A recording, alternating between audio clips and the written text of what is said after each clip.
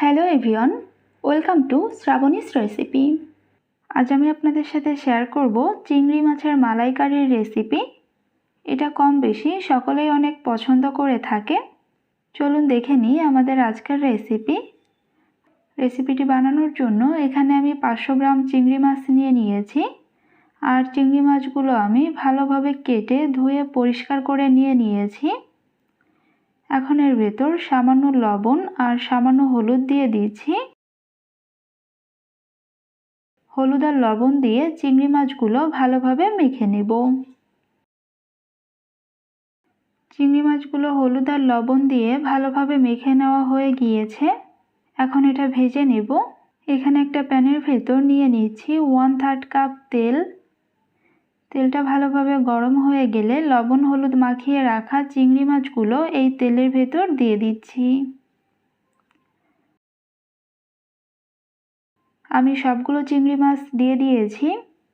এখন এটা একটু ভেজে নেব। খুব বেশিক্ষণ ভাজার প্রয়োজন নেই। এটা 1 মিনিট মতো ভেজে নিয়েছি।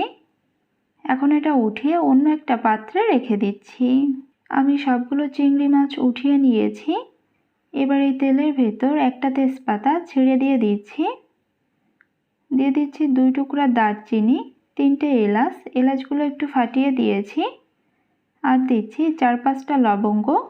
এটা নেড়ে চেড়ে কয়েক সেকেন্ড মতো একটু ভেজে নেব। দিয়ে দিচ্ছি 1/2 কাপ পেঁয়াজ বাটা। এটা একটু নেড়ে চেড়ে নিচ্ছি। এখন এখানে দিয়ে দিচ্ছি 1.5 চা চামচ আদা রসুন বাটা। এখানে আদা আর রসুনটা একসাথে বেটে নিয়েছি। এগুলো একসাথে মিশিয়ে নিয়ে এটা কিছুক্ষণ ভেজে নেব।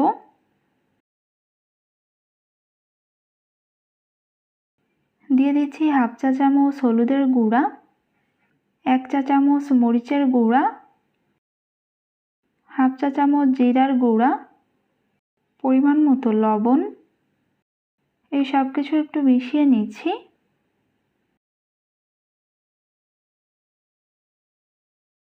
এখন এখানে অল্প অল্প করে নারকেলের দুধ দিয়ে মশলাটা খুব ভালোভাবে কষিয়ে নেব।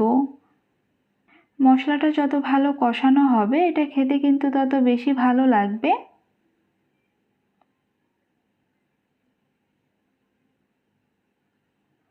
আমি মশলাটা ভালোভাবে কষিয়ে নিয়েছি। এখন এখানে দিয়ে দিচ্ছি নারকেলের দুধ। এখানে আমি একটা বড় সাইজের নারকেলের অর্ধেক ফালি থেকে দুধ বের করে নিয়েছি। এই সব কিছু একটু ভালোভাবে নেড়েচেড়ে মিশিয়ে নিচ্ছি।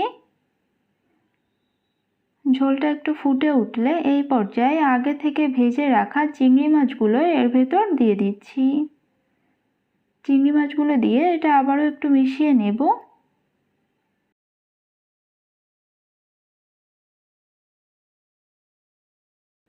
এখানে 4টে কাঁচামরিচ দিয়ে দিচ্ছি। কাঁচামরিচগুলো একটু ফালি করে নিয়েছি। এখন এটা মিডিয়াম আঁচে রান্না করব 8 থেকে 10 মিনিট। এটা আমি 8-10 মিনিট মতো রান্না করে নিয়েছি। এখন এখানে দিয়ে দিচ্ছি 1/2 চা চামচ চিনি, দিচ্ছি 1/2 চা চামচ গরম মশলার গুঁড়া। এটা একটু ভালোভাবে মিশিয়ে নিচ্ছি। আর রান্নাটা কিন্তু আমার হয়ে গিয়েছে। আমি এটা একটু ঝোল রাখছি। আপনারা যদি চান তাহলে ঝোলটা আর একটু টানিয়ে নিতে পারেন। এখন এটা কিছুক্ষণ ঢাকনা দিয়ে রেখে দেব। কিছুক্ষণ পর এটা আমি পরিবেশন করে নেব।